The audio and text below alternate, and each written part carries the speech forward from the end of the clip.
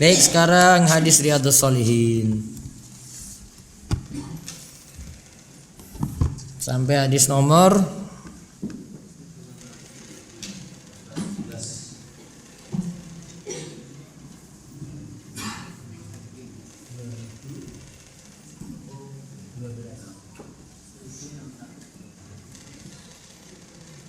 1612. Saniki 1618. Baik.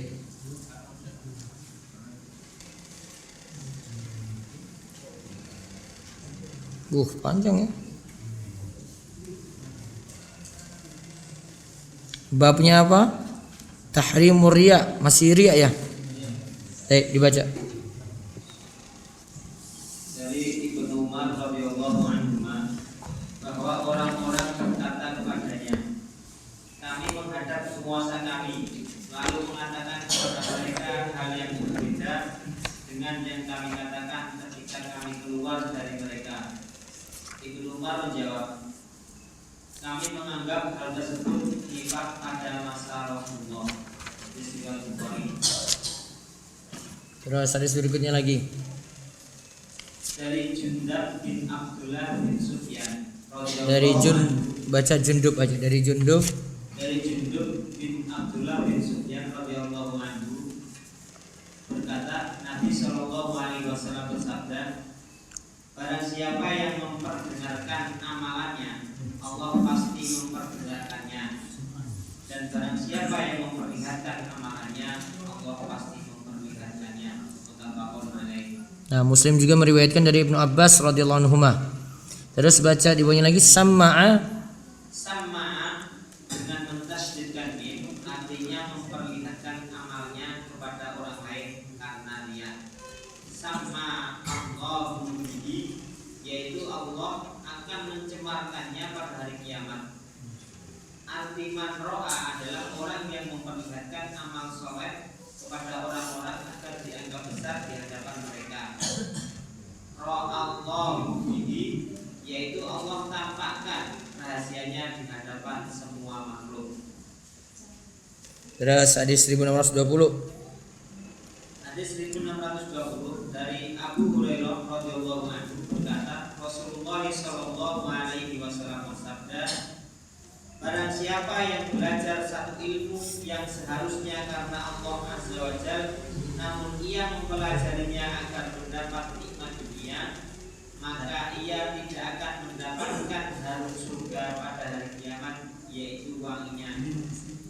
Hadis Abu Dawud dengan sanad yang sahih telah dibahas sebelumnya oleh hadis nomor 1391. Baik, sekarang kita lihat yang pertama hadis 1618. Dari Ibnu Umar radhiyallahu anhu bahwa orang-orang berkata kepadanya, kami menghadap penguasa kami, lalu mengatakan kepada mereka hal yang berbeda dengan yang kami katakan ketika kami keluar dari mereka. Jadi depan penguasanya bicara A, keluar dari situ bicara B, yang berbeda, kontradiksi. Ibnu Umar radhiyallahu anhu menjawab, kami menganggap hal tersebut nifaq pada masa Rasulullah sallallahu alaihi wasallam. Hadis ini sama dengan hadis 1541. 1541 sudah dibahas. Kesimpulannya dari hadis ini, saya baca hadis 1541 faedahnya.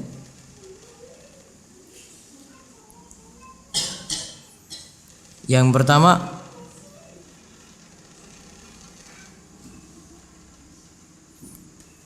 dilarang mudahana di depan penguasa.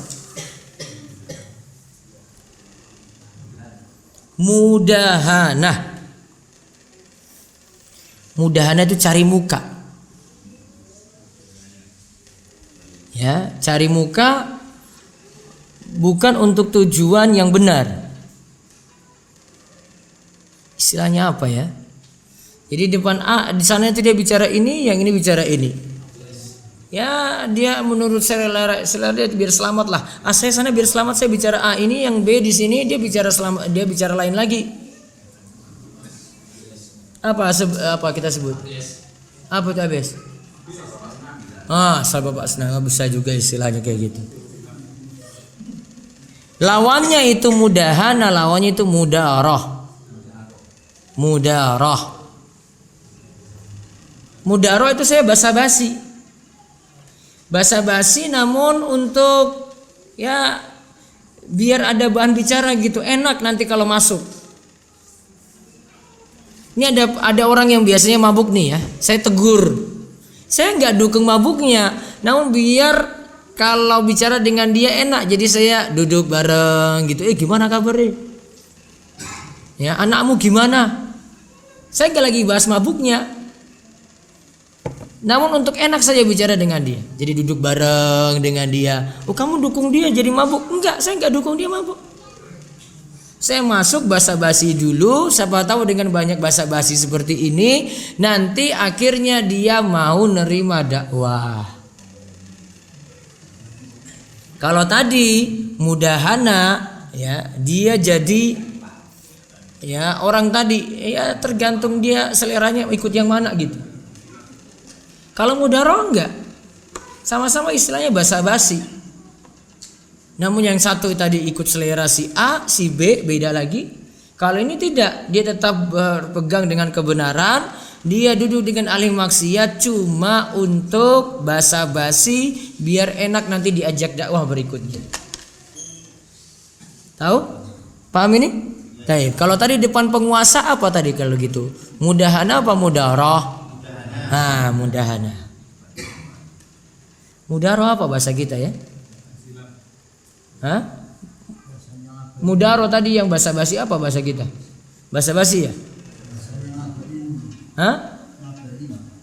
Ngabarin. Apa dia? Mudahana tadi itu mudahana, politikus toh. Nanti bicara ini mumpung nanti mau jadi presiden saya dekat-dekat dia gitu ya, gitu toh. Nanti kalau besok sudah nggak jadi ya pindah lagi yang lain gitu kan? Mudahana itu. Politikus toh? Iya. Kalau mudaro itu beda, bahasa basi, berlemah lembut, gitu ya. Bahasa basinya tujuannya lemah lembut. Kalau tadi itu cari muka gitu. Asal bapak senang ABS. Terus faedah yang lainnya lagi. Di sini sebutkan sifat nifak. Di antara ciri kemunafikan adalah berbicara di hadapan beda dengan di belakang. Itu ciri munafik ya. Berbicara ketika di depan berbeda dengan ketika di belakang.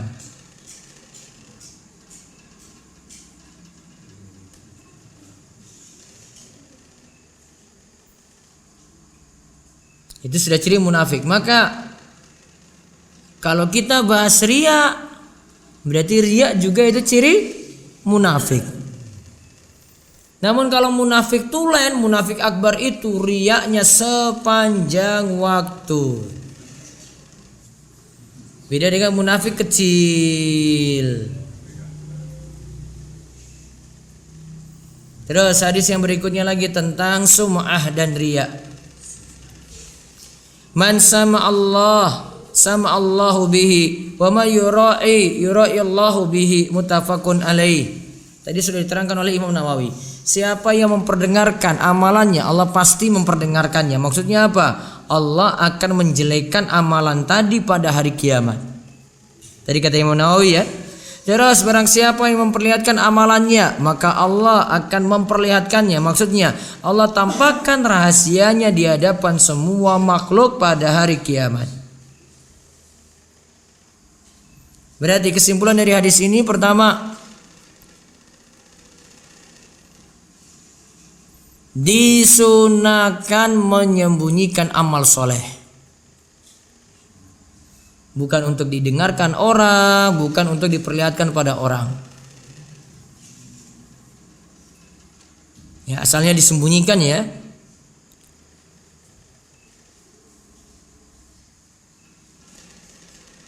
Kemudian orang yang riya cuma diberikan balasan di dunia saja. Cuma diberikan balasan di dunia saja.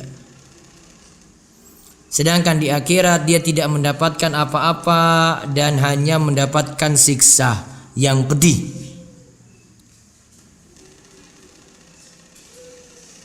Apa maksudnya tadi dibalas di dunia? Dia kan pengen dipuji. Kira-kira bisa dapat pujian nggak? Bisa.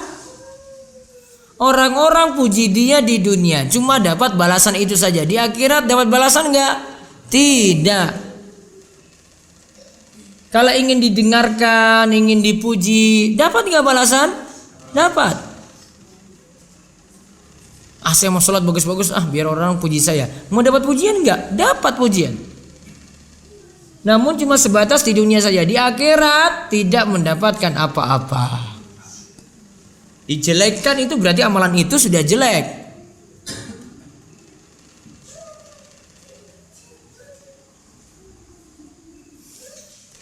Terus faedah yang ketiga, balasan bagi orang yang riya.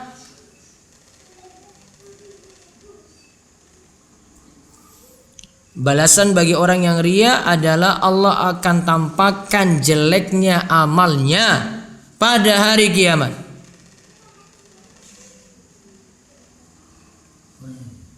Allah akan tampakkan jeleknya amalnya pada hari kiamat.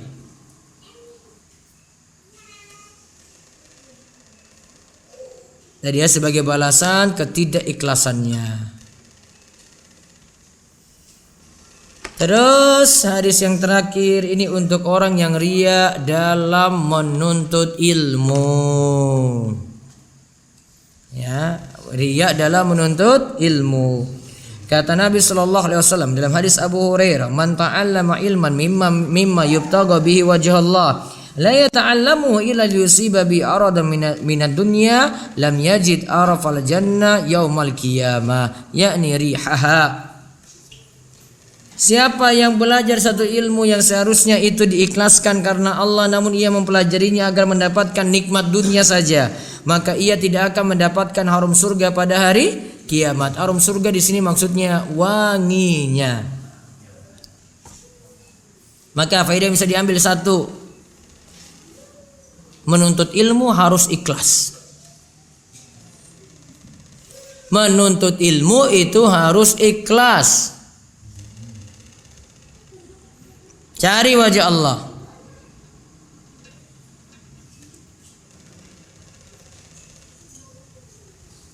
Jangan untuk dipuji, jangan ingin dianggap ulama, jangan dianggap ahli hadis, jangan mau dianggap hafalannya banyak.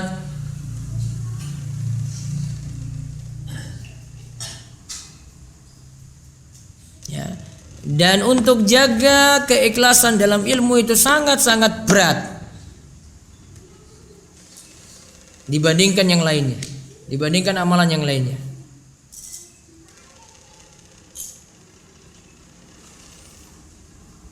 Kata sebagian ulama itu thalabul ilmi salatu sirri wa a'malul qalbi. Menuntut ilmu itu ibarat salat sir. Salat sir berarti salat yang lirih saja. Dan itu termasuk amalan hati. Maka butuh keikhlasan. Sehingga dikatakan oleh Syekh Bakar Abu Zaid, Syekh Bakar Abu Zaid itu mengatakan,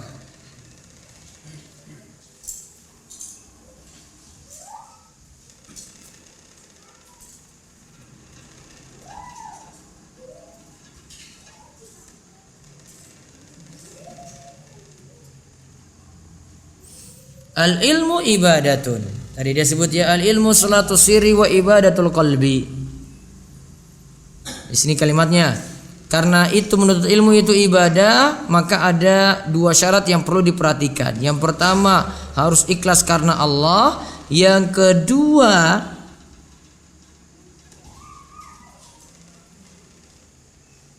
ilmu dicari untuk mendapatkan kebaikan dunia dan akhirat. Ilmu itu dicari untuk mendapatkan kebaikan dunia dan akhirat.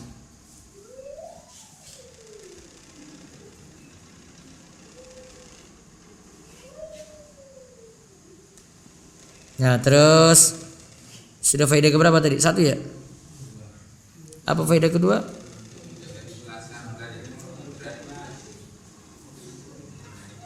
Yang kedua, tadi kan yang pertama menuntut ilmu harus ikhlas. Yang kedua, belum tahu? Yang kedua, seorang hamba yang ria akan dibalas dengan siksaan yang pedih dan diharamkan masuk surga. Dan diharamkan masuk surga. Ya, jadi diharamkannya di sini belum tentu selamanya, ya. Diharamkan untuk sementara, untuk memasuki surga.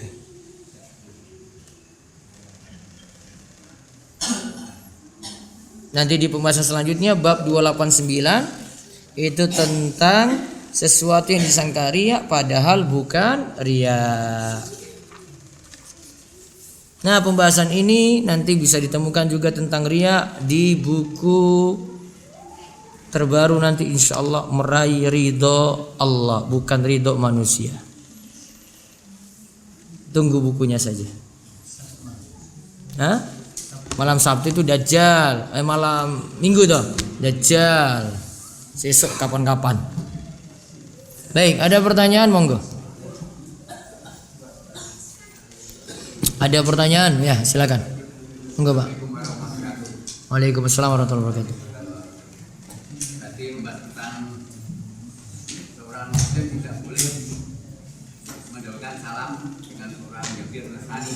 Nggih. Dan tidak boleh menjauhkan. Tapi begini Pak, ada dari ini ibu person atau lembaga atau apa, dengan para pejabat itu kalau mengucapkan salam, sudah assalamualaikum, sudah selamat pagi, selamat sore, salam sejahtera, Om Swastiastu, salam salumi dan sebagainya. Nah, itu namanya mudahana. Ya tadi toh? Nah, tadi itu namanya mudahana. Apa itu? Cari muka. Kan ya, mudahana. Terus dengan itu, apa salamnya itu dia mendapat ridho di Allah, mendapat barang atau tidak? Tidak, salah kok. Dapat dosa malah. Tidak boleh ya? Enggak boleh. Terima kasih. Salamnya cuma assalamualaikum aja untuk semua. Tapi kan dapatnya itu salamnya itu tahu selesai. Ya, itu mudahana tadi, Pak. Ada lagi?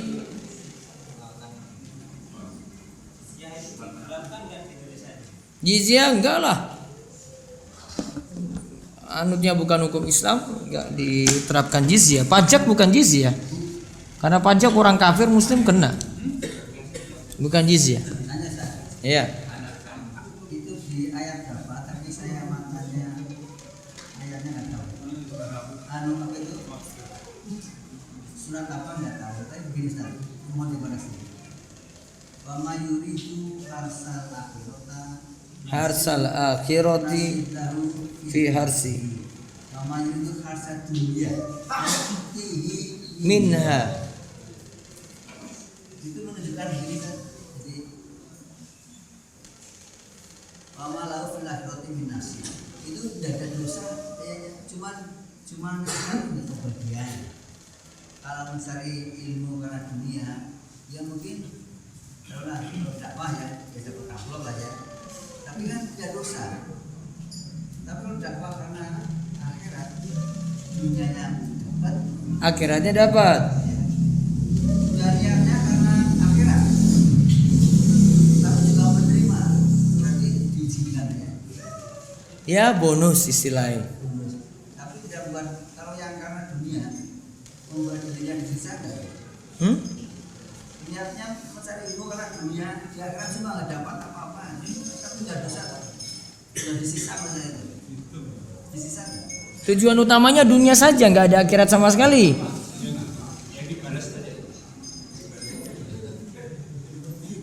Pokoknya kalau beribadah hanya tujuannya dunia.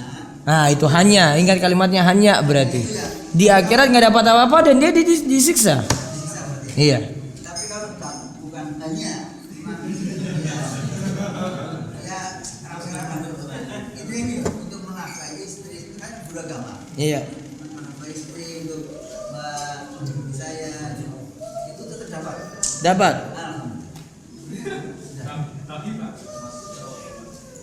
Ya. Pun. Ada lagi. Ya.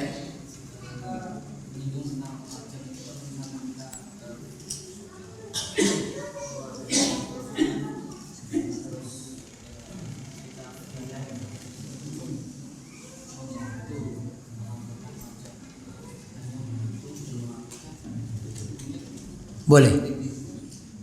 Bahkan dia membantu untuk ngurus pajak tadi supaya petugas pajak nggak ngakal-ngakali. Iya, dan dia membuat dia itu bayar sekecil mungkin gitu, selama tidak akal-akalan. Boleh.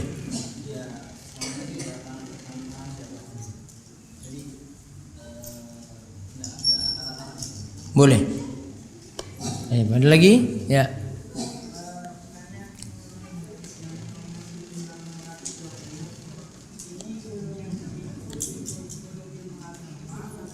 Ilmu agama.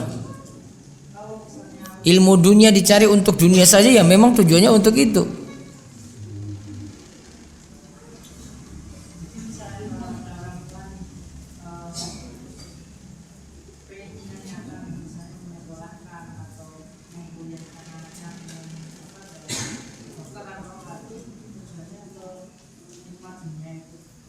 Enggak masuk bahasan itu.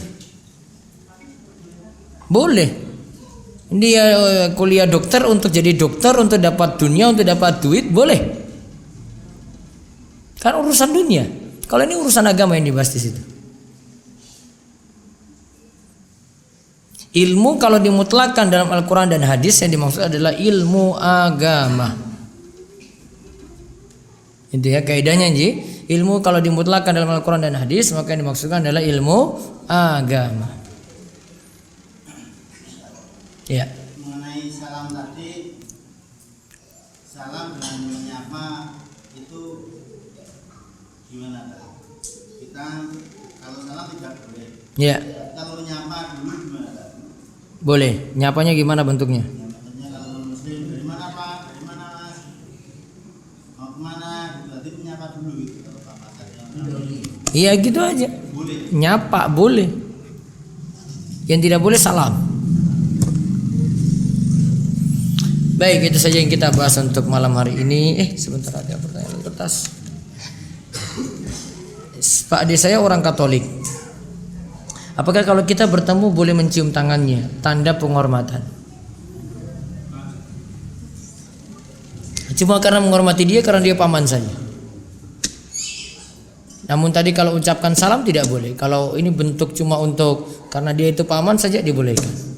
Wallahu a'lam. Baik, itu saja. Kita cukupkan, kita tutup dengan doa kafaratul majlis. Subhanakallahumma bihamdika asyhadu an la ilaha illa anta astaghfiruka wa atubu ilaik. Assalamualaikum warahmatullahi wabarakatuh.